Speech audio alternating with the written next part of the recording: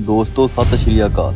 ਜਿਸ ਤਰ੍ਹਾਂ ਤੁਸੀਂ ਪਿਛਲੇ ਚੈਪਟਰ ਵਿੱਚ ਪੜ੍ਹ ਚੁੱਕੇ ਹੋ ਕਿ ਇਸ ਕਿਤਾਬ ਤੋਂ ਸਾਨੂੰ ਬਹੁਤ ਹੀ ਮਹੱਤਵਪੂਰਨ ਜਾਣਕਾਰੀ ਮਿਲੀ ਹੈ ਤੇ ਉਮੀਦ ਹੈ ਤੁਸੀਂ ਇਸ ਕਿਤਾਬ ਦੇ ਮੁਤਾਬਕ ਆਪਣੀ ਜ਼ਿੰਦਗੀ ਨੂੰ ਢਾਲਣਾ ਸ਼ੁਰੂ ਕਰ ਦਿੱਤਾ ਹੋਵੇਗਾ।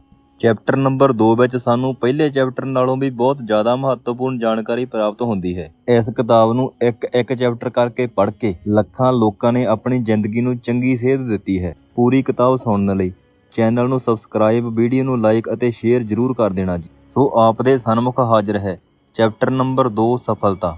ਸਫਲਤਾ ਕੇਵਲ ਸਹਿਯੋਗ ਨਹੀਂ ਹੁੰਦੀ, ਇਹ ਤਾਂ ਸਾਡੇ ਨਜ਼ਰੀਏ ਦਾ ਨਤੀਜਾ ਹੁੰਦੀ ਹੈ। ਸਾਡਾ ਨਜ਼ਰੀਆ ਅਸੀਂ ਆਪ ਚੁਣ ਸਕਦੇ ਹਾਂ। ਇਸ ਕਰਕੇ ਸਫਲਤਾ ਸਾਡੇ ਚੁਣਾਵ ਉੱਪਰ ਟਿਕੀ ਹੋਈ ਹੁੰਦੀ ਹੈ, ਨਾ ਕਿ ਤੀਰ ਤੁੱਕੇ ਉੱਪਰ।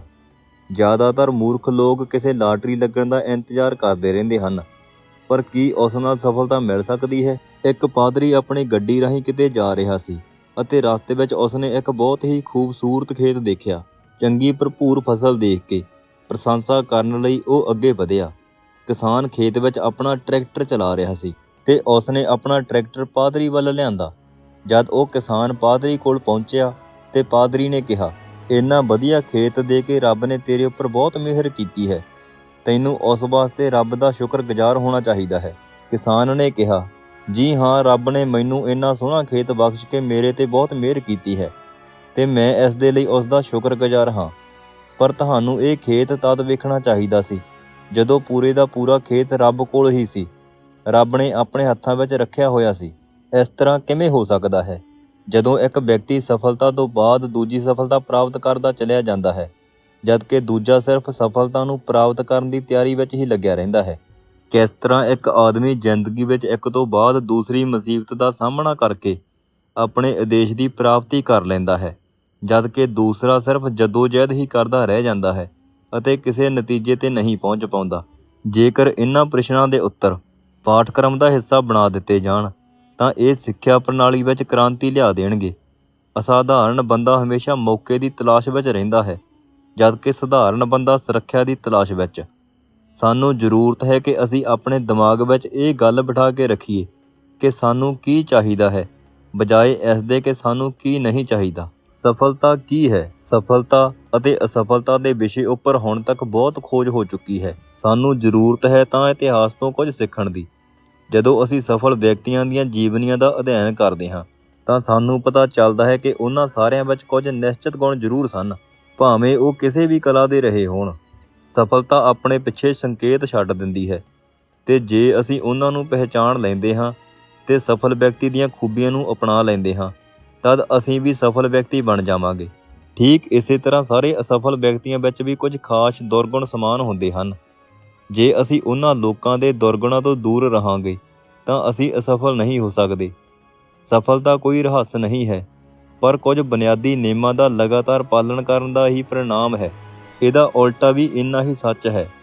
ਅਸਫਲਤਾ ਕੁਝ ਗਲਤੀਆਂ ਨੂੰ ਬਾਰ-ਬਾਰ ਦੁਹਰਾਉਣ ਦਾ ਹੀ ਸਹੀ ਅਰਥਾਂ ਵਿੱਚ ਇੱਕ ਪਰਿਣਾਮ ਹੁੰਦਾ ਹੈ।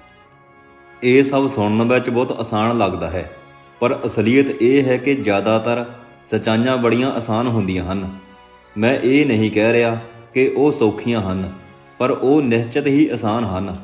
ਹਮੇਸ਼ਾ ਮੁਸਕਰਾਉਣਾ ਅਤੇ ਸਾਰਿਆਂ ਨੂੰ ਪਿਆਰ ਕਰਨਾ, ਅਕਲਮੰਦ ਲੋਕਾਂ ਦਾ ਆਦਰ ਜਿੱਤਣਾ, ਬੱਚਿਆਂ ਦੇ ਪਿਆਰ ਦਾ ਹਿੱਸਾ ਬਣਨਾ, ਸੱਚੇ ਆਲੋਚਕਾਂ ਦੀ ਸਹਿਮਤੀ ਪ੍ਰਾਪਤ ਕਰਨਾ, ਝੂਠੇ ਦੋਸਤਾਂ ਦੀ ਦਗਾਬਾਜ਼ੀ ਨੂੰ ਝੱਲਣਾ, ਸੁੰਦਰਤਾ ਦੀ ਪ੍ਰਸ਼ੰਸਾ ਕਰਨਾ, ਦੂਜਿਆਂ ਵਿੱਚੋਂ ਚੰਗਾ ਲੱਭਣਾ, ਕਿਸੇ ਲਈ ਆਪਣੇ ਆਪ ਨੂੰ ਸਮਰਪਿਤ ਕਰਨਾ, ਉਸ ਤੋਂ ਬਿਨਾਂ ਕੋਈ ਆਸ ਕੀਤਿਆਂ ਕਿਸੇ ਕੰਮ ਨੂੰ ਸੰਪੂਰਨ ਕਰਨਾ, ਚਾਹੇ ਇੱਕ ਸਿਹਤਮੰਦ ਬੱਚੇ ਦੁਆਰਾ ਕਿਸੇ ਆਤਮਾ ਦੀ ਰੱਖਿਆ, ਇੱਕ ਬਗੀਚਾ ਹੋਵੇ, ਕਿਸੇ ਸਮਾਜਿਕ ਕੀਮਤਾਂ ਦੀ ਸਥਾਪਨਾ, ਉਤਸ਼ਾਹਿਤ ਹੋ ਕੇ ਖੇਡਣਾ ਅਤੇ ਹੱਸਣਾ ਅਤੇ ਮਸਤੀ ਭਰੇ ਗੀਤ ਗਾਉਣਾ। ਇਸ ਗੱਲ ਨੂੰ ਜਾਣਨਾ ਕਿ ਕਿਸੇ ਦੀ ਵੀ ਜ਼ਿੰਦਗੀ ਸੌਖੀ ਬਣੀ ਹੈ ਕਿਉਂ ਜੋ ਤੁਸੀਂ ਉਸ ਵਾਸਤੇ ਜ਼ਿੰਦਗੀ ਜੀਵੀ ਹੈ, ਤੇ ਇਹੀ ਸਫਲਤਾ ਹੈ। ਸਫਲਤਾ ਦੀ ਪਰਿਭਾਸ਼ਾ ਕੀ ਹੈ? ਕਿਸੇ ਬੰਦੇ ਨੂੰ ਕੀ ਚੀਜ਼ਾਂ ਸਫਲ ਬਣਾਉਂਦੀਆਂ ਹਨ? ਅਸੀਂ ਸਫਲਤਾ ਨੂੰ ਕਿਵੇਂ ਪਹਿਚਾਣਦੇ ਹਾਂ? ਕੁਝ ਲੋਕਾਂ ਲਈ ਸਫਲਤਾ ਦਾ ਅਰਥ ਧਨ ਦੌਲਤ ਹੋ ਸਕਦਾ ਹੈ, ਦੂਸਰਿਆਂ ਵਾਸਤੇ ਨਾਮ ਕਮਾਉਣਾ, ਚੰਗੀ ਸਿਹਤ, ਚੰਗਾ ਪਰਿਵਾਰ, ਖੁਸ਼ੀ, ਸੰਤੋਖ ਅਤੇ ਆਤਮਿਕ ਸ਼ਾਂਤੀ। ਤਾਂ ਕੀ ਅਸੀਂ ਸਫਲਤਾ ਨੂੰ ਪਹਿਚਾਣ ਸਕਦੇ ਹਾਂ? ਸਫਲਤਾ ਦਾ ਅਰਥ ਵੱਖ-ਵੱਖ ਲੋਕਾਂ ਲਈ ਵੱਖਰਾ-ਵੱਖਰਾ ਹੋ ਸਕਦਾ ਹੈ। ਮੇਰੇ ਅਨੁਭਵ ਤੋਂ ਅਸੀਂ ਸਫਲਤਾ ਨੂੰ ਇੰਝ ਪਰਿਭਾਸ਼ਿਤ ਕਰ ਸਕਦੇ ਹਾਂ, ਮੁੱਲਵਾਨ ਉਦੇਸ਼ ਦੀ ਲਗਾਤਾਰ ਪ੍ਰਾਪਤੀ ਹੀ ਸਫਲਤਾ ਹੈ। ਅਰਲ ਨਾਈਟਿੰਗਲੇ। ਆਓ ਇਹਨਾਂ ਪਰਿਭਾਸ਼ਾਵਾਂ ਨੂੰ ਗਹੁ ਨਾਲ ਵੇਖੀਏ। ਪ੍ਰਗਤੀਸ਼ੀਲ ਹੋਣ ਦਾ ਅਰਥ ਹੈ ਕਿ ਸਫਲਤਾ ਇੱਕ ਸਫ਼ਰ ਵਾਂਗ ਹੈ, ਮੰਜ਼ਿਲ ਜਾਂ ਚੜ੍ਹਾਈ ਨਹੀਂ ਕਿ ਜਿੱਥੇ ਪਹੁੰਚ ਕੇ ਰੁਕ ਜਾਈਏ। ਜਦੋਂ ਅਸੀਂ ਇੱਕ ਉਦੇਸ਼ ਨੂੰ ਪੂਰਾ ਕਰ ਲੈਂਦੇ ਹਾਂ ਤਦ ਅਸੀਂ ਇੱਕ ਤੋਂ ਬਾਅਦ ਇੱਕ ਉਦੇਸ਼ ਵੱਲ ਵਧਦੇ ਹਾਂ। ਉਪਲਬਧੀ ਦਾ ਮਤਲਬ ਹੈ ਅਨੁਭਵ। ਬਾਹਰੀ ਸ਼ਕਤੀਆਂ ਜਾਂ ਗੱਲਾਂ ਮੈਨੂੰ ਸਫਲਤਾ ਮਹਿਸੂਸ ਨਹੀਂ ਕਰਵਾਉਂਦੀਆਂ। ਸਫਲਤਾ ਮੈਨੂੰ ਆਪਣੇ ਅੰਦਰ ਮਹਿਸੂਸ ਕਰਨੀ ਪਵੇਗੀ। ਸਫਲਤਾ ਇੱਕ ਅੰਦਰੂਨੀ ਅਹਿਸਾਸ ਹੈ, ਨਾ ਕਿ ਬਾਹਰੀ ਅਹਿਸਾਸ। ਗੁਣਵਾਨ ਜਾਂ ਮੁੱਲਵਾਨ ਸਾਡੇ ਨੈਤਿਕ ਮੁੱਲਾਂ ਦੇ ਪ੍ਰਬੰਧ ਵੱਲ ਇਸ਼ਾਰਾ ਕਰਦਾ ਹੈ। ਅਸੀਂ ਕਿੰਨਾਂ ਰਾਸਤਿਆਂ ਵੱਲ ਵਧ ਰਹੇ ਹਾਂ, ਸਹੀ ਦਿਸ਼ਾ ਵੱਲ ਜਾਂ ਗਲਤ ਦਿਸ਼ਾ ਵੱਲ। ਗੁਣਵੱਤਾ ਸਾਡੀ ਸਫਲਤਾ ਪ੍ਰਾਪਤੀ ਦੀ ਯਾਤਰਾ ਦੀ ਚੰਗਿਆਈ ਨੂੰ ਨਿਰਧਾਰਤ ਕਰਦੀ ਹੈ। ਇਹ ਉਹੀ ਹੈ ਜਿਹੜਾ ਸਾਨੂੰ ਅਰਥ ਅਤੇ ਪੂਰਨਤਾ ਦਿੰਦਾ ਹੈ। ਸਫਲਤਾ ਬਿਨਾਂ ਪੂਰਨਤਾ ਤੋਂ ਖਾਲੀ ਹੁੰਦੀ ਹੈ। ਕਿਉਂ ਉਦੇਸ਼ ਮਹੱਤਵਪੂਰਨ ਹੁੰਦੇ ਹਨ? ਕਿਉਂਕਿ ਉਹ ਸਾਨੂੰ ਦਿਸ਼ਾ ਦਾ ਗਿਆਨ ਕਰਵਾਉਂਦੇ ਹਨ। ਸਫਲਤਾ ਦਾ ਮਤਲਬ ਇਹ ਨਹੀਂ ਕਿ ਸਾਨੂੰ ਹਰ ਕੋਈ ਸਵੀਕਾਰ ਕਰ ਲਵੇ। ਕੁਝ ਅਜਿਹੇ ਸਮੂਹ ਵੀ ਹਨ ਜਿੱਥੇ ਮੈਂ ਆਪਣੀ ਇੱਛਾ ਨਾਲ ਸਵੀਕਾਰ ਨਹੀਂ ਹੋ ਸਕਦਾ। ਮੈਂ ਮੂਰਖਾਂ ਵੱਲੋਂ ਕੀਤੀ ਗਈ ਆਲੋਚਨਾ ਨੂੰ ਜ਼ਿਆਦਾ ਪਸੰਦ ਕਰਾਂਗਾ, ਬਜਾਏ ਇਸ ਦੇ ਕਿ ਕੋਈ ਮਾੜੇ ਚਰਿੱਤਰ ਵਾਲਾ ਪ੍ਰਸ਼ੰਸਾ ਕਰੇ।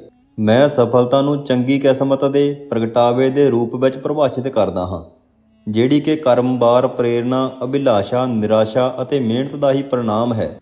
ਸਫਲਤਾ ਅਤੇ ਖੁਸ਼ੀ ਹੱਥ ਵਿੱਚ ਹੱਥ ਪਾਈ ਚੱਲਦੀਆਂ ਹਨ। ਤੁਸੀਂ ਜੋ ਚਾਹੁੰਦੇ ਹੋ ਉਹਦੀ ਪ੍ਰਾਪਤੀ ਹੀ ਕਾਮਯਾਬੀ ਹੈ, ਤੇ ਤੁਹਾਡੀ ਪ੍ਰਾਪਤੀ ਉਹਨੂੰ ਪਸੰਦ ਕਰਨਾ ਹੀ ਖੁਸ਼ੀ ਹੈ। ਤੁਹਾਡੀ ਜ਼ਿੰਦਗੀ ਜੀਣਾ ਹੀ ਸਫਲਤਾ ਨਹੀਂ ਹੈ, ਸਗੋਂ ਸਫਲਤਾ ਇਸ ਤੋਂ ਕਿਤੇ ਜ਼ਿਆਦਾ ਹੈ। ਜ਼ਿੰਦਗੀ ਬਿਤਾਉਣ ਤੋਂ ਜ਼ਿਆਦਾ ਜਿਉਵੋ, ਛੂਹਣ ਤੋਂ ਜ਼ਿਆਦਾ ਮਹਿਸੂਸ ਕਰੋ, ਦੇਖਣ ਤੋਂ ਜ਼ਿਆਦਾ ਗਹੁ ਨਾਲ ਦੇਖੋ, ਪੜ੍ਹਨ ਤੋਂ ਜ਼ਿਆਦਾ ਅਮਲ ਵਿੱਚ ਲਿਆਓ, ਸੁਣਨ ਤੋਂ ਜ਼ਿਆਦਾ ਗਹੁ ਨਾਲ ਸੁਣੋ, ਧਿਆਨ ਨਾਲ ਸੁਣਨ ਤੋਂ ਜ਼ਿਆਦਾ ਉਸ ਨੂੰ ਸਮਝੋ। ਜਾਹਨ ਐਚ ਰੋਹੇਡਜ। ਸਫਲਤਾ ਪ੍ਰਾਪਤੀ ਦੇ ਰਾਹ ਵਿੱਚ ਆਉਣ ਵਾਲੀਆਂ ਦਿੱਕਤਾਂ, ਵਾਸਤਵਿਕ ਜਾਂ ਕਾਲਪਨਿਕ। ਅਹੰਕਾਰ, ਸਫਲ ਜਾਂ ਅਸਫਲ ਹੋਣ ਦਾ ਡਰ, ਸਵੈ-ਮਾਣ ਦੀ ਕਮੀ, ਯੋਜਨਾ ਰਹਿਤ, ਸੰਗਠਿਤ ਉਦੇਸ਼ਾਂ ਦੀ ਕਮੀ, ਜ਼ਿੰਦਗੀ ਦੇ ਪਰਿਵਰਤਨ, ਕਿਸੇ ਕੰਮ ਨੂੰ ਲਮਕਾਉਣਾ, ਪਰਿਵਾਰਕ ਜ਼ਿੰਮੇਵਾਰੀਆਂ, ਆਰਥਿਕ ਸੁਰੱਖਿਆ ਦੇ ਮਾਮਲੇ, ਕੇਂਦਰਿਤ ਹੋਣ ਦੀ ਕਮੀ, ਇਕਮਿਕਤਾ, ਪੈਸਿਆਂ ਕਰਕੇ ਦੂਰਦ੍ਰਿਸ਼ਤਾ ਤਿਆਗਣਾ, ਸਭ ਕੁਝ ਇਕੱਲਿਆਂ ਕਰਨਾ, ਪ੍ਰਤੀਬੱਧਤਾ ਤੋਂ ਕਿਤੇ ਜ਼ਿਆਦਾ ਕਿਸੇ ਚੀਜ਼ ਨਾਲ ਬੱਝਣਾ, ਵਚਨਬੱਧਤਾ ਦੀ ਕਮੀ, ਸਿਖਲਾਈ ਦੀ ਕਮੀ, ਦ੍ਰਿੜਤਾ ਦੀ ਕਮੀ, ਪ੍ਰਾਥਮਿਕਤਾ ਦੀ ਕਮੀ, ਜਿੱਤਣ ਦੀ ਅਵਸਥਾ। ਜਿੱਤਣ ਦੀ ਅਵਸਥਾ ਪੈਦਾ ਕਰਨ ਲਈ ਸਾਨੂੰ ਉੱਤਮਤਾ ਪ੍ਰਾਪਤ ਕਰਨ ਦਾ ਸਖਤ ਯਤਨ ਕਰਨਾ ਚਾਹੀਦਾ ਹੈ, ਨਾ ਕਿ ਨਿਪੁੰਨਤਾ ਹਾਸਲ ਕਰਨ ਦਾ। ਸੰਪੂਰਨਤਾ ਦੀ ਪ੍ਰਾਪਤੀ ਦੀ ਕੋਸ਼ਿਸ਼ ਕਰਨਾ ਇੱਕ ਮਨੋਰੋਗ ਹੈ। ਉੱਤਮ ਹੋਣ ਦੀ ਕੋਸ਼ਿਸ਼ ਕਰਨਾ ਤਰੱਕੀ ਹੈ, ਕਿਉਂਕਿ ਅਜਿਹੀ ਕੋਈ ਚੀਜ਼ ਨਹੀਂ ਜਿਸ ਨੂੰ ਬਿਹਤਰ ਨਾ ਬਣਾਇਆ ਜਾ ਸਕੇ ਅਤੇ ਜਿਸ ਨੂੰ ਨਾ ਸੁਧਾਰਿਆ ਜਾ ਸਕੇ। ਬਸ ਸਾਨੂੰ ਸਫਲਤਾ ਵਾਸਤੇ ਥੋੜ੍ਹਾ ਜਿਹਾ ਹੰਭਲਾ ਮਾਰਨ ਦੀ ਲੋੜ ਹੁੰਦੀ ਹੈ। ਦੌੜ ਵਿੱਚ ਜਿੱਤਣ ਵਾਲਾ ਘੋੜਾ 5 ਜਾਂ 10 ਗੁਣਾ ਜ਼ਿਆਦਾ ਇਨਾਮ ਪ੍ਰਾਪਤ ਕਰਦਾ ਹੈ। ਕੀ ਤੁਸੀਂ ਇਹ ਸੋਚਦੇ ਹੋ ਕਿ ਉਹ ਘੋੜਾ ਦੂਸਰੇ ਨਾਲੋਂ 5 ਜਾਂ 10 ਗੁਣਾ ਜ਼ਿਆਦਾ ਤੇਜ਼ ਦੌੜਦਾ ਹੈ? ਨਹੀਂ, ਬਿਲਕੁਲ ਨਹੀਂ। ਉਹ 1 ਇੰਚ ਦੇ ਫਰਕ ਨਾਲ ਹੀ ਅੱਗੇ ਲੰਘ ਜਾਂਦਾ ਹੈ, ਪਰ ਇਨਾਮ 5 ਜਾਂ 10 ਗੁਣਾ ਜ਼ਿਆਦਾ ਦੀ ਪ੍ਰਾਪਤੀ ਹੁੰਦੀ ਹੈ। ਕੀ ਇਹ ਨਿਆਂਸੰਗਤ ਹੈ? ਕੌਣ ਪਰਵਾਹ ਕਰਦਾ ਹੈ? ਇਹਦੇ ਨਾਲ ਕੋਈ ਫਰਕ ਨਹੀਂ ਪੈਂਦਾ। ਇਹ ਖੇਡ ਦੇ ਨਿਯਮ ਹਨ। ਖੇਡ ਇਸੇ ਤਰੀਕੇ ਨਾਲ ਖੇਡੀ ਜਾਂਦੀ ਹੈ। ਇਹੀ ਸੱਚਾਈ ਸਾਡੀਆਂ ਜ਼ਿੰਦਗੀਆਂ ਉੱਪਰ ਵੀ ਲਾਗੂ ਹੁੰਦੀ ਹੈ। ਸਫਲ ਵਿਅਕਤੀ ਹਾਰਨ ਵਾਲਿਆਂ ਤੋਂ 10 ਗੁਣਾ ਜ਼ਿਆਦਾ ਚੁਸਤ ਨਹੀਂ ਹੁੰਦੇ ਤੇ ਇਨਾਮ 10 ਗੁਣਾ ਜ਼ਿਆਦਾ ਪ੍ਰਾਪਤ ਕਰਦੇ ਹਨ। ਸਾਨੂੰ ਕਿਸੇ ਵੀ ਖੇਤਰ ਵਿੱਚ 1000% ਜ਼ਿਆਦਾ ਸੁਧਾਰ ਲਿਆਉਣ ਦੀ ਲੋੜ ਨਹੀਂ। ਲੋੜ ਹੈ ਤਾਂ ਸਿਰਫ 1000 ਭਿੰਨ-ਭਿੰਨ ਖੇਤਰਾਂ ਵਿੱਚ 1% ਸੁਧਾਰ ਲਿਆਉਣ ਦੀ, ਜਿਹੜਾ ਕਿ ਕਰਨਾ ਬਹੁਤ ਆਸਾਨ ਹੈ। ਇਹੀ ਤਾਂ ਸਫਲਤਾ ਪ੍ਰਾਪਤੀ ਦੀ ਗੱਲ ਹੈ। ਸੰਘਰਸ਼। ਜ਼ਿੰਦਗੀ ਦੇ ਇਮਤਿਹਾਨ ਦੁੱਖਦਾਇਕ ਜਾਂ ਸੁਖਦਾਇਕ ਦੋਵੇਂ ਹੋ ਸਕਦੇ ਹਨ। ਇਹ ਇਸ ਗੱਲ 'ਤੇ ਨਿਰਭਰ ਕਰਦਾ ਹੈ ਕਿ ਅਸੀਂ ਇਹਨਾਂ ਨਾਲ ਜੁੜੇ ਕਿਵੇਂ ਹਾਂ। ਸੁਖਦਾਇਕ ਪਲ ਬਿਨਾਂ ਕੋਸ਼ਿਸ਼ਾਂ ਤੋਂ ਹੱਥ ਨਹੀਂ ਆਉਂਦੇ। ਇੱਕ ਜੀਵ ਵਿਗਿਆਨੀ ਅਧਿਆਪਕ ਆਪਣੇ ਵਿਦਿਆਰਥੀਆਂ ਨੂੰ ਪੜ੍ਹਾ ਰਿਹਾ ਸੀ ਕਿ ਲਾਰਵਾ ਕਿਵੇਂ ਤਿਤਲੀ ਵਿੱਚ ਬਦਲ ਜਾਂਦਾ ਹੈ। ਉਸ ਨੇ ਆਪਣੇ ਵਿਦਿਆਰਥੀਆਂ ਨੂੰ ਦੱਸਿਆ ਕਿ ਅਗਲੇ ਕੁਝ ਘੰਟਿਆਂ ਵਿੱਚ ਤਿਤਲੀ ਕੋਕੂਨ ਤੋਂ ਬਾਹਰ ਨਿਕਲਣ ਲਈ ਛਟਪਟਾਏਗੀ, ਲੇਕਿਨ ਬਾਹਰ ਜਾਣ ਤੋਂ ਪਹਿਲਾਂ ਉਹਨੇ ਕਿਹਾ ਕਿ ਤਿਤਲੀ ਨੂੰ ਬਾਹਰ ਨਿਕਲਣ ਵਿੱਚ ਕੋਈ ਮਦਦ ਨਾ ਕਰੇ। ਇੰਨਾ ਕਹਿ ਕੇ ਉਹ ਬਾਹਰ ਚਲਾ ਗਿਆ। ਵਿਦਿਆਰਥੀ ਜਿਸ ਗੱਲ ਦਾ ਇੰਤਜ਼ਾਰ ਕਰ ਰਹੇ ਸਨ ਉਹੀ ਹੋਇਆ। ਤਿਤਲੀ ਕੋਕੂਨ ਤੋਂ ਬਾਹਰ ਨਿਕਲਣ ਲਈ ਛਟਪਟਾਉਣ ਲੱਗੀ। ਇਹ ਵੇਖ ਕੇ ਇੱਕ ਵਿਦਿਆਰਥੀ ਨੂੰ ਤਰਸ ਆ ਗਿਆ। ਉਹਨੇ ਅਧਿਆਪਕ ਦੀ ਹਦਾਇਤ ਦੀ ਪਰਵਾਹ ਨਾ ਕਰਦਿਆਂ ਕੋਕੂਨ ਨੂੰ ਤੋੜ ਕੇ ਤਿਤਲੀ ਨੂੰ ਬਾਹਰ ਕੱਢਣ ਵਿੱਚ ਮਦਦ ਕੀਤੀ।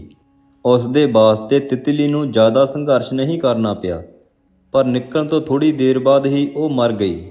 ਜਦ ਅਧਿਆਪਕ ਵਾਪਸ ਆਏ ਤਾਂ ਉਹਨਾਂ ਨੂੰ ਦੱਸਿਆ ਗਿਆ ਕਿ ਕੀ ਹੋਇਆ ਸੀ। ਉਹਨਾਂ ਨੇ ਉਸ ਬੱਚੇ ਨੂੰ ਵਿਸਤਾਰ ਨਾਲ ਸਮਝਾਉਂਦੇ ਹੋਏ ਦੱਸਿਆ ਕਿ ਤਿਤਲੀ ਦੀ ਮਦਦ ਕਰਦੇ ਕਰਦੇ ਉਹਨੇ ਉਸ ਨੂੰ ਮਾਰ ਦਿੱਤਾ, ਕਿਉਂਕਿ ਇਹ ਕੁਦਰਤ ਦਾ ਨੇਮ ਹੈ ਕਿ ਤਿਤਲੀ ਨੂੰ ਕੋਕੂਨ ਤੋਂ ਬਾਹਰ ਆਉਣ ਲਈ ਸੰਘਰਸ਼ ਕਰਨਾ ਪੈਂਦਾ ਹੈ, ਜਿਹੜਾ ਕਿ ਉਸ ਦੇ ਵਿਕਾਸ ਲਈ ਮਦਦ ਕਰਦਾ ਹੈ ਅਤੇ ਉਸ ਦੇ ਪਰਾਂ ਨੂੰ ਮਜ਼ਬੂਤੀ ਬਖਸ਼ਦਾ ਹੈ। ਉਸ ਵਿਦਿਆਰਥੀ ਨੇ ਤਿਤਲੀ ਨੂੰ ਸੰਘਰਸ਼ ਕਰਨ ਤੋਂ ਵੰਚਿਤ ਕਰ ਦਿੱਤਾ ਸੀ, ਇਸ ਕਰਕੇ ਤਿਤਲੀ ਮਰ ਗਈ ਸੀ। ਇਹੀ ਨੇਮ ਤੁਸੀਂ ਆਪਣੀ ਜ਼ਿੰਦਗੀ 'ਤੇ ਲਾਗੂ ਕਰੋ। ਸੰਘਰਸ਼ ਬਿਨਾਂ ਕੋਈ ਵੀ ਪ੍ਰਾਪਤੀ ਮੁੱਲਵਾਨ ਨਹੀਂ ਬਣਦੀ। ਮਾਪੇ ਹੋਣ ਦੇ ਕਾਰਨ ਅਸੀਂ ਚਾਹੁੰਦੇ ਹੋਏ ਵੀ ਉਹਨਾਂ ਨੂੰ ਨੁਕਸਾਨ ਪਹੁੰਚਾਉਂਦੇ ਹਾਂ ਜਿਨ੍ਹਾਂ ਨੂੰ ਅਸੀਂ ਬਹੁਤ ਪਿਆਰ ਕਰਦੇ ਹਾਂ, ਕਿਉਂਕਿ ਅਸੀਂ ਉਹਨਾਂ ਨੂੰ ਸੰਘਰਸ਼ ਤੋਂ ਮਿਲਣ ਵਾਲੀ ਸ਼ਕਤੀ ਗ੍ਰਹਿਣ ਕਰਨ ਦੀ ਆਗਿਆ ਨਹੀਂ ਦਿੰਦੇ। ਦਿੱਕਤਾਂ ਉੱਪਰ ਕਾਬੂ ਪਾਉਣਾ।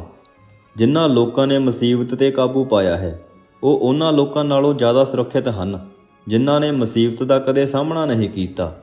ਸਾਰਿਆਂ ਨੂੰ ਮੁਸੀਬਤਾਂ ਪੇਸ਼ ਆਉਂਦੀਆਂ ਹਨ ਅਤੇ ਕਦੇ-ਕਦੇ ਅਸੀਂ ਨਿਰਾਸ਼ਾ ਮਹਿਸੂਸ ਕਰਦੇ ਹਾਂ।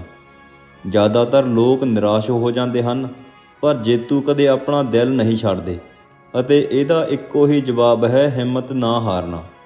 ਇੱਕ ਅੰਗਰੇਜ਼ੀ ਦੀ ਕਹਾਵਤ ਹੈ, ਇੱਕ ਸ਼ਾਂਤ ਸਮੁੰਦਰ ਕਦੇ ਵੀ ਨਾਵਿਕ ਨੂੰ ਕੁਸ਼ਲ ਨਹੀਂ ਬਣਾ ਪਾਉਂਦਾ। ਹਰ ਚੀਜ਼ ਸੌਖੀ ਹੋਣ ਤੋਂ ਪਹਿਲਾਂ ਮੁਸ਼ਕਲ ਹੁੰਦੀ ਹੈ। ਅਸੀਂ ਆਪਣੀਆਂ ਦਿੱਕਤਾਂ ਤੋਂ ਮੂੰਹ ਨਹੀਂ ਮੋੜ ਸਕਦੇ।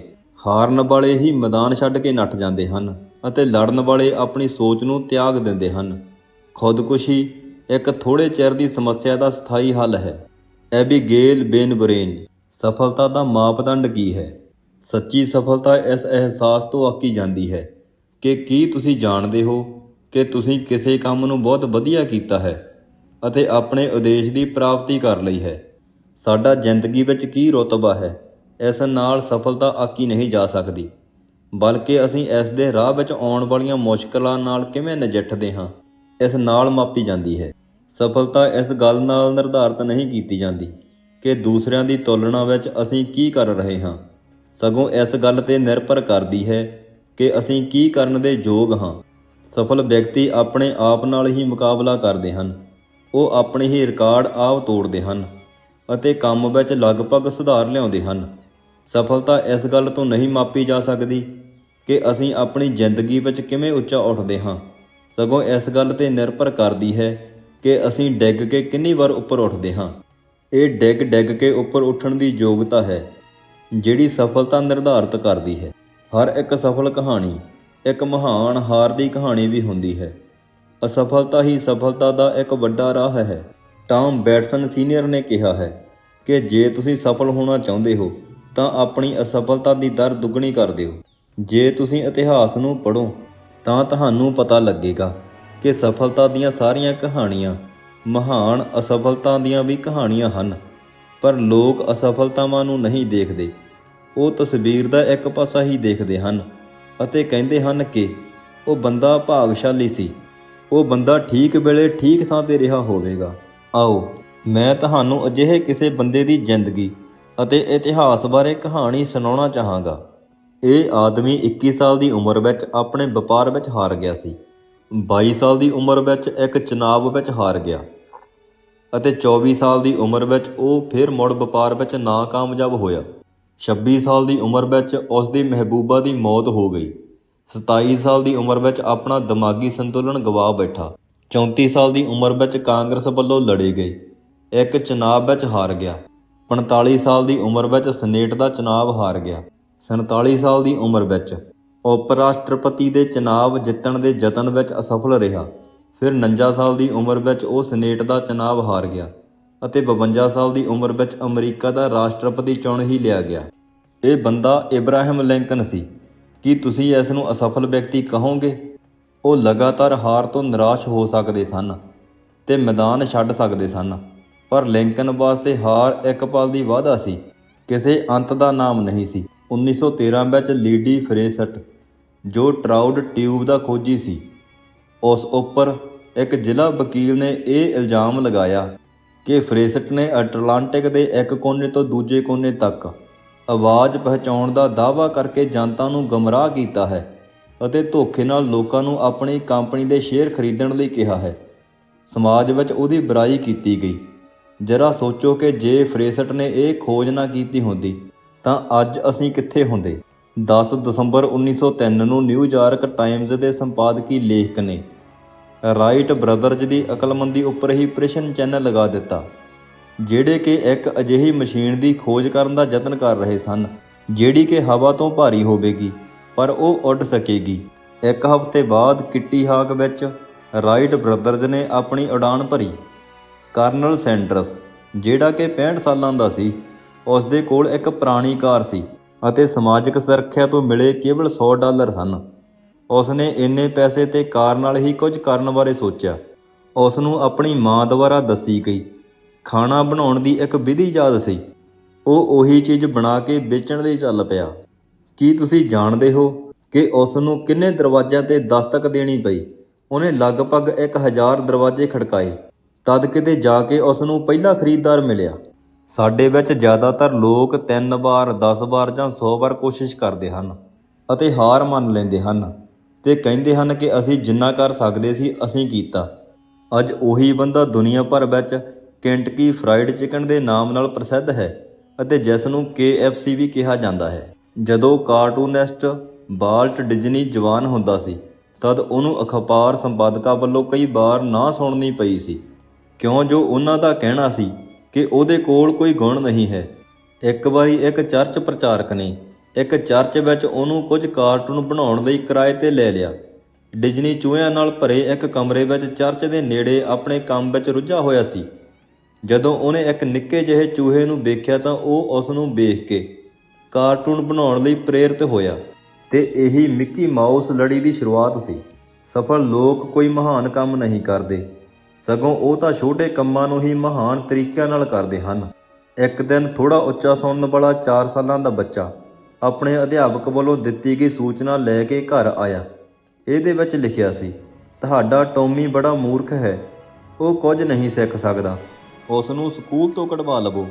ਉਹਦੀ ਮਾਂ ਨੇ ਸੂਚਨਾ ਪੜ੍ਹੀ ਅਤੇ ਉਹਦਾ ਜਵਾਬ ਲਿਖ ਕੇ ਦਿੱਤਾ, ਮੇਰਾ ਟੌਮੀ ਇੰਨਾ ਮੂਰਖ ਨਹੀਂ ਕਿ ਕੁਝ ਵੀ ਨਾ ਸਿੱਖ ਸਕੇ, ਮੈਂ ਉਹਨੂੰ ਆਪ ਪੜ੍ਹਾਵਾਂਗੀ। ਤੇ ਉਹੀ ਟੌਮੀ ਵੱਡਾ ਹੋ ਕੇ ਥਾਮਸ ਐਡੀਸਨ ਬਣਿਆ। ਥਾਮਸ ਐਡੀਸਨ ਨੇ ਆਪਣੀ ਮੁੱਢਲੀ ਸਿੱਖਿਆ ਕੇਵਲ 3 ਮਹੀਨੇ ਹੀ ਸਕੂਲ ਵਿੱਚ ਲਈ ਸੀ, ਕਿਉਂਕਿ ਉਹਨੂੰ ਕੁਝ ਉੱਚਾ ਸੁਣਦਾ ਸੀ। ਹੈਨਰੀ ਫੋਰਡ ਨੇ ਜਿਹੜੀ ਆਪਣੀ ਪਹਿਲੀ ਕਾਰ ਬਣਾਈ ਸੀ, ਉਹਦੇ ਵਿੱਚ ਰਿਵਰਸ ਗੇਅਰ ਹੀ ਪਾਉਣਾ ਭੁੱਲ ਗਿਆ ਸੀ। ਕੀ ਤੁਸੀਂ ਅਜਿਹੇ ਵਿਅਕਤੀ ਨੂੰ ਸਫਲ ਮੰਨ ਸਕਦੇ ਹੋ? ਉਹ ਮੁਸ਼ਕਲਾਂ ਦੇ ਬਾਵਜੂਦ ਵੀ ਸਫਲ ਹੋਏ, ਨਾ ਕਿ ਇਸ ਲਈ ਕਿ ਮੁਸ਼ਕਲਾਂ ਉਸ ਸਮੇਂ ਗੈਰ ਹਾਜ਼ਰ ਸਨ, ਜਦ ਕਿ ਬਾਹਰੀ ਦੁਨੀਆ ਨੂੰ ਇਹ ਲੱਗਦਾ ਹੈ ਕਿ ਸਭ ਕੁਝ ਉਹਨਾਂ ਦੀ ਚੰਗੀ ਕਿਸਮਤ ਕਰਕੇ ਮਿਲਿਆ। ਸਾਰੀਆਂ ਕਹਾਣੀਆਂ ਮਹਾਨ ਅਸਫਲਤਾਵਾਂ ਦੀਆਂ ਵੀ ਕਹਾਣੀਆਂ ਹਨ।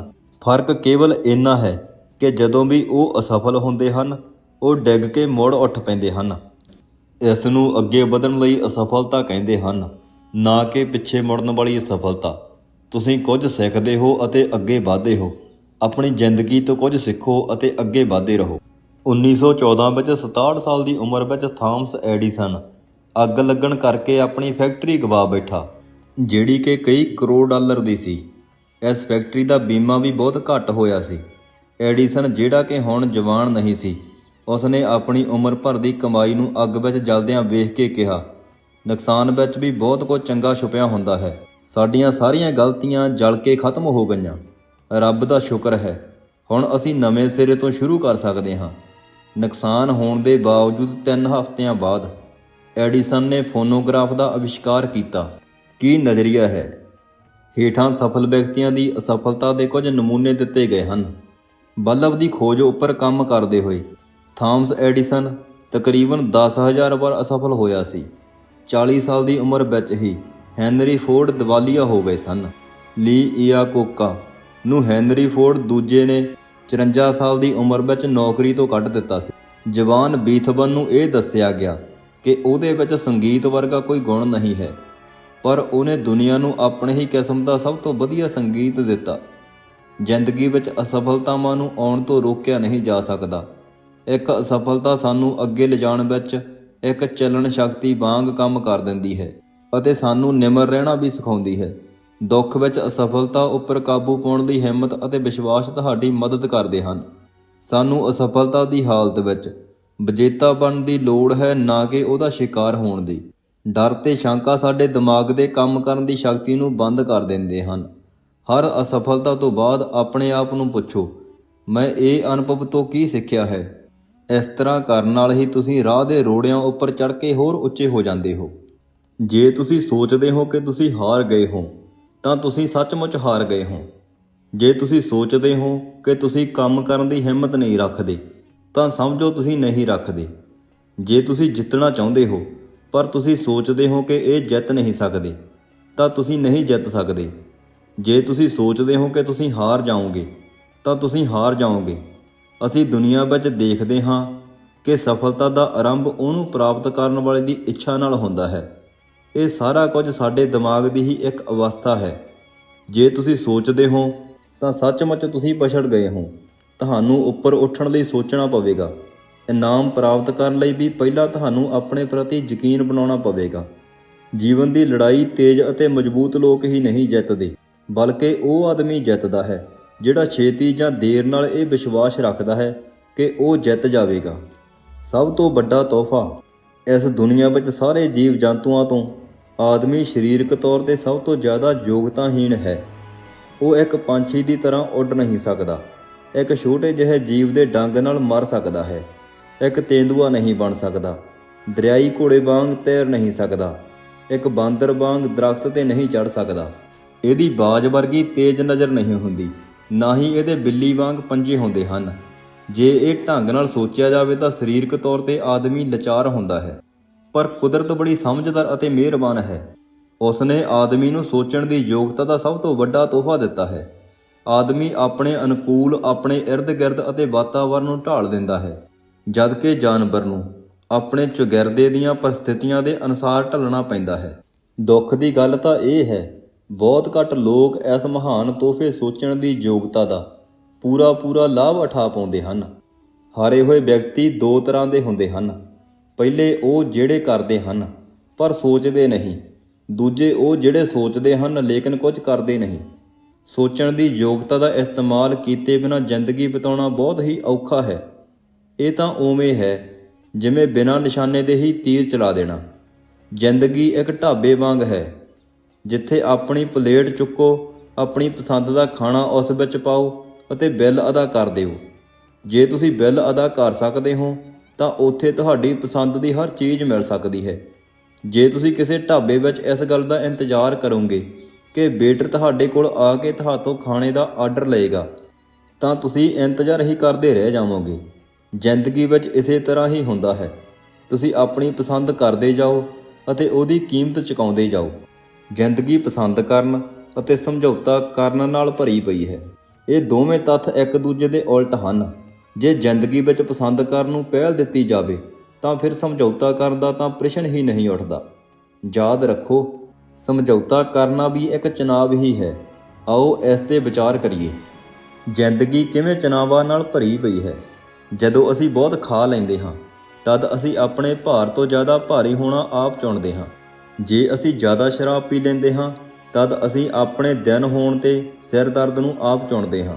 ਜੇ ਤੁਸੀਂ ਸ਼ਰਾਬ ਪੀ ਕੇ ਗੱਡੀ ਚਲਾਉਂਦੇ ਹੋ ਤਾਂ ਤੁਸੀਂ ਕਿਸੇ ਦੁਰਘਟਨਾ ਵਿੱਚ ਆਪ ਮਰਨ ਜਾਂ ਕਿਸੇ ਦੂਜੇ ਨੂੰ ਮਾਰਨ ਦਾ ਖਤਰਾ ਮੋਲ ਲੈਣ ਵਾਸਤੇ ਆਪ ਚੁਣਦੇ ਹੋ।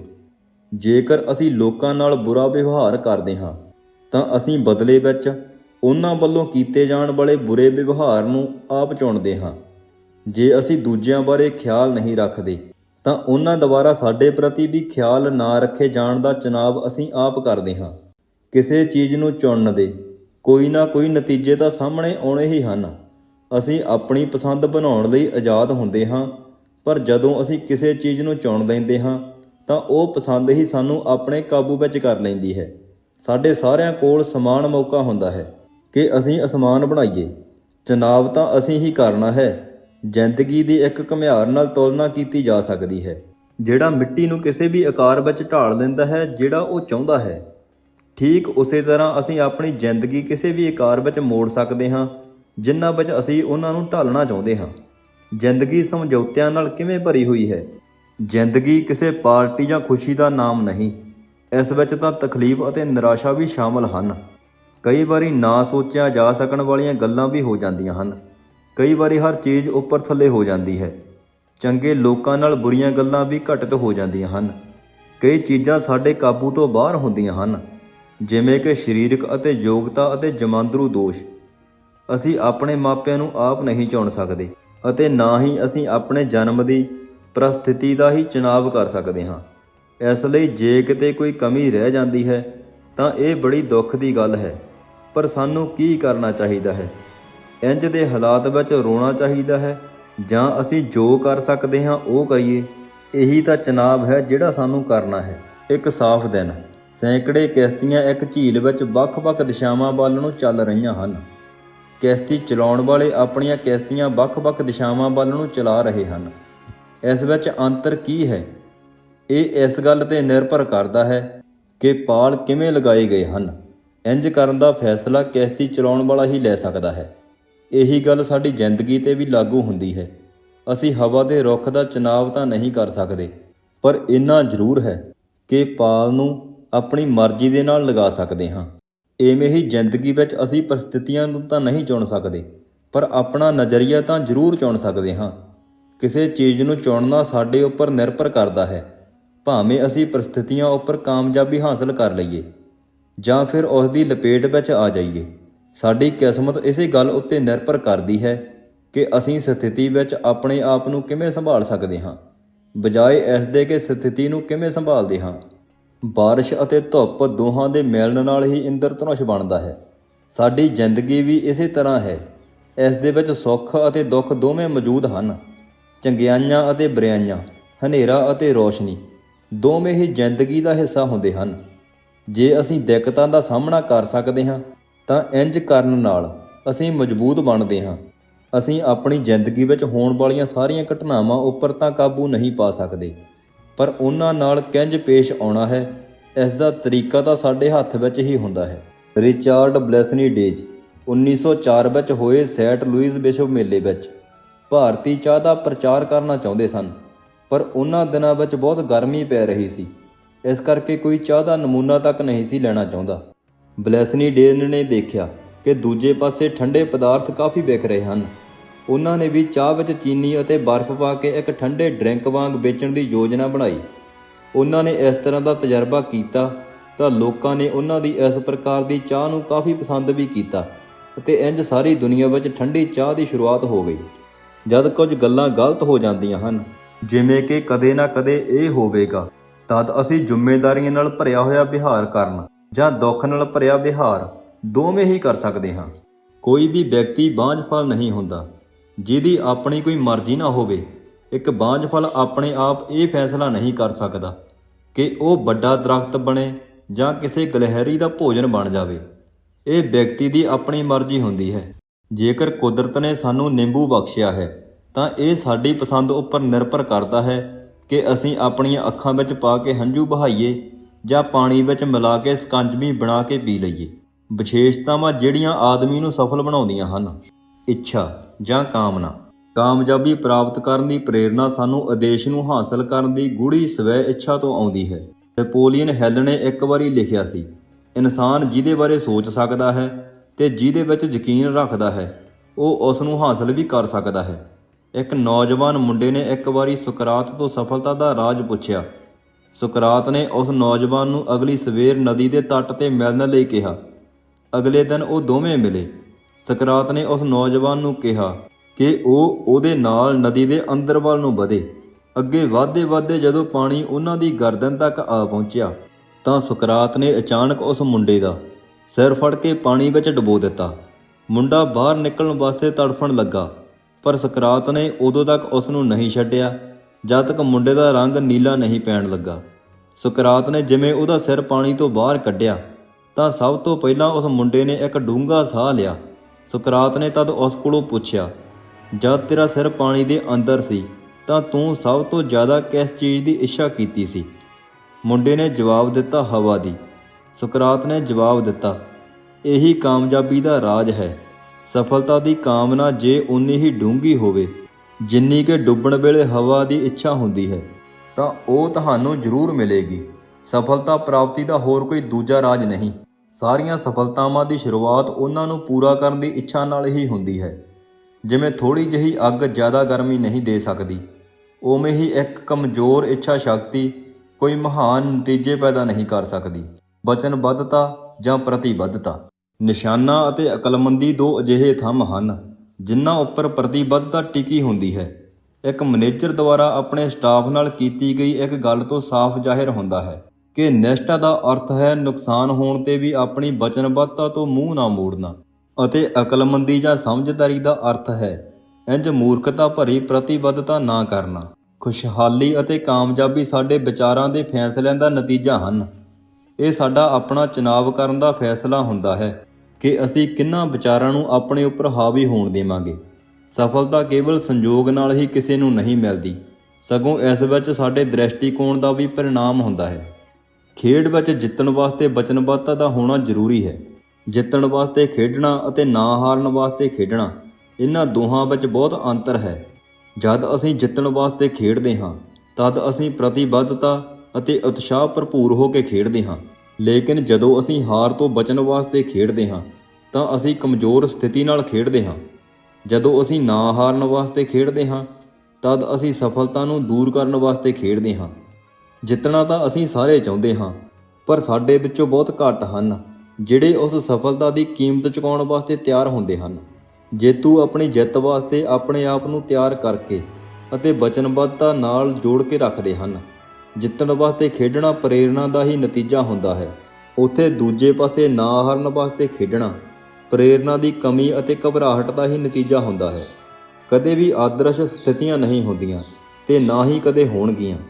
ਕਿਤੇ ਵੀ ਪਹੁੰਚਣ ਵਾਸਤੇ ਨਾ ਤਾਂ ਅਸੀਂ ਕਿਸੇ ਵੀ ਧਾਰਾ ਨਾਲ ਵਹਿ ਸਕਦੇ ਹਾਂ ਤੇ ਨਾ ਹੀ ਕਿਨਾਰੇ ਖੜੇ ਰਹਿ ਸਕਦੇ ਹਾਂ। ਸਾਨੂੰ ਕਦੇ ਤਾਂ ਹਵਾ ਦੇ ਰੁੱਖ ਨਾਲ ਅਤੇ ਕਦੇ ਉਸ ਦੇ ਉਲਟ ਕਿਸ਼ਤੀ ਚਲਾਉਣੀ ਪੈਂਦੀ ਹੈ, ਲੇਕਿਨ ਸਾਨੂੰ ਹਮੇਸ਼ਾ ਚੱਲਦੇ ਹੀ ਰਹਿਣਾ ਪੈਂਦਾ ਹੈ। ਕਿਸੇ ਵੀ ਕੋਚ ਜਾਂ ਖਿਡਾਰੀ ਤੋਂ ਪੁੱਛ ਕੇ ਵੇਖੋ ਕਿ ਸਾਰਿਆਂ ਤੋਂ ਚੰਗੀ ਅਤੇ ਸਾਰਿਆਂ ਤੋਂ ਖਰਾਬ ਟੀਮ ਵਿੱਚ ਕੀ ਅੰਤਰ ਹੈ, ਤਦ ਉਹਨਾਂ ਦੀ ਸਰੀਰਕ ਸ਼ਕਤੀ, ਪ੍ਰਤਿਭਾ ਅਤੇ ਯੋਗਤਾ ਵਿੱਚ ਬਹੁਤ ਮਾਮੂਲੀ ਜਿਹਾ ਫਰਕ ਹੋਵੇਗਾ। ਪਰ ਸਭ ਤੋਂ ਵੱਡਾ ਅੰਤਰ ਜਿਹੜਾ ਉਹਨਾਂ ਨੂੰ ਲੱਗੇਗਾ ਉਹ ਹੈ ਭਾਵਨਾਤਮਕ ਅੰਤਰ। ਜਿੱਤਣ ਵਾਲੀ ਟੀਮ ਵਿੱਚ ਡੂੰਘੀ ਲਗਨ ਹੁੰਦੀ ਹੈ ਅਤੇ ਉਹਨਾਂ ਵਿੱਚ ਥੋੜ੍ਹੀ ਜਿਹੀ ਜ਼ਿਆਦਾ ਮਿਹਨਤ ਹੁੰਦੀ ਹੈ। ਇੱਕ ਵਿਜੇਤਾ ਲਈ ਚੁਣੌਤੀ ਜਿੰਨੀ ਮੁਸ਼ਕਲ ਹੁੰਦੀ ਹੈ, ਓਨਾ ਹੀ ਉਹਨਾਂ ਨੂੰ ਪ੍ਰਤਿਸ਼ਾਹਨ ਮਿਲਦਾ ਹੈ, ਓਨੀ ਹੀ ਉਹਨਾਂ ਨੂੰ ਜ਼ਿਆਦਾ ਪ੍ਰੇਰਣਾ ਮਿਲਦੀ ਹੈ। ਕੰਮ ਕਰਨ ਦੀ ਤਾਕਤ ਹੋਰ ਵੱਧਦੀ ਹੈ। ਕਾਮਯਾਬੀ ਓਨੀ ਹੀ ਉਸ ਨੂੰ ਖੁਸ਼ੀ ਦਿੰਦੀ ਹੈ। ਜਿੰਨੀ ਵੱਡੀ ਚੁਣੌਤੀ ਹੁੰਦੀ ਹੈ ਓਨੀ ਹੀ ਵੱਡੀ ਹਿੰਮਤ ਹੁੰਦੀ ਹੈ। ਨਵੀਆਂ ਚੁਣੌਤੀਆਂ ਸਾਡੇ ਵਿੱਚ ਨਵੀਂ ਯੋਗਤਾ ਵਧਾਉਂਦੀਆਂ ਹਨ। ਜ਼ਿਆਦਾਤਰ ਖਿਡਾਰੀਆਂ ਨੇ ਸਭ ਤੋਂ ਚੰਗਾ ਪ੍ਰਦਰਸ਼ਨ ਤਦ ਕੀਤਾ ਜਦ ਮੁਕਾਬਲਾ ਕਾਫੀ ਸਖਤ ਸੀ ਅਤੇ ਪ੍ਰਸਥਿਤੀਆਂ ਵੀ ਬਹੁਤ ਜ਼ਿਆਦਾ ਖਰਾਬ ਸਨ। ਇਹੀ ਉਹ ਸਮਾਂ ਹੁੰਦਾ ਹੈ ਜਦ ਖਿਡਾਰੀ ਆਪਣੀ ਅੰਦਰਲੀ ਸ਼ਕਤੀ ਨੂੰ ਕੱਢ ਕੇ ਬਾਹਰ ਲੈ ਆਉਂਦੇ ਹਨ। ਡੈਨ ਗੇਬਲ ਨੇ ਕਿਹਾ ਹੈ, ਜਦੋਂ ਮੈਂ ਥੱਕ ਜਾਂਦਾ ਹਾਂ ਤੇ ਰੁਕਣਾ ਚਾਹੁੰਦਾ ਹਾਂ ਤਾਂ ਮੈਨੂੰ ਜਾਣਨ ਦੀ ਕਾਹਲੀ ਹੁੰਦੀ ਹੈ ਕਿ ਮੇਰਾ ਵਿਰੋਧੀ ਇਸ ਵੇਲੇ ਕੀ ਕਰ ਰਿਹਾ ਹੋਵੇਗਾ। ਜਦ ਮੈਂ ਸੋਚਦੇ ਇਹ ਵੇਖਦਾ ਹਾਂ ਕਿ ਹਲੇ ਵੀ ਅਭਿਆਸ ਕਰ ਰਿਹਾ ਹੈ ਤਾਂ ਮੈਂ ਹੋਰ ਮਿਹਨਤ ਕਰਦਾ ਹਾਂ, ਤੇ ਜਦ ਮੈਂ ਵੇਖਦਾ ਹਾਂ ਕਿ ਉਹ ਥੱਕ ਕੇ ਆਰਾਮ ਕਰ ਰਿਹਾ ਹੈ ਤਾਂ ਮੈਂ ਹੋਰ ਵੀ ਸਖਤ ਮਿਹਨਤ ਕਰਦਾ ਹਾਂ। ਸਫਲਤਾ ਪ੍ਰਾਪਤ ਕਰਨ ਵਿੱਚ ਨਹੀਂ, ਸਗੋਂ ਉਹਨੂੰ ਮਹਿਸੂਸ ਕਰਨ ਵਿੱਚ ਹੈ।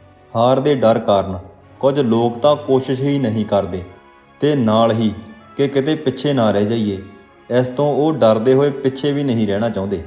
ਦੋਵੇਂ ਪਾਸੇ ਖਤਰਾ ਹੈ। ਜਹਾਜ਼ ਜਦੋਂ ਗਹਿਰੇ ਪਾਣੀ ਵਿੱਚ ਚੱਲਦੇ ਹਨ ਤਾਂ ਉਹਨਾਂ ਨੂੰ ਤੂਫਾਨ ਦਾ ਵੀ ਖਤਰਾ ਹੁੰਦਾ ਹੈ, ਪਰ ਜਦੋਂ ਉਹ ਸਿਰਫ ਕਿਨਾਰੇ 'ਤੇ ਹੀ ਖੜੇ ਹੋਣ ਤਾਂ ਉਹਨਾਂ ਨੂੰ ਜੰਗ ਲੱਗੇਗਾ ਹੀ, ਅਤੇ ਉਹ ਜੰਗ ਲੱਗਣ ਵਾਸਤੇ ਨਹੀਂ ਬਣਾਏ ਗਏ ਸੀ।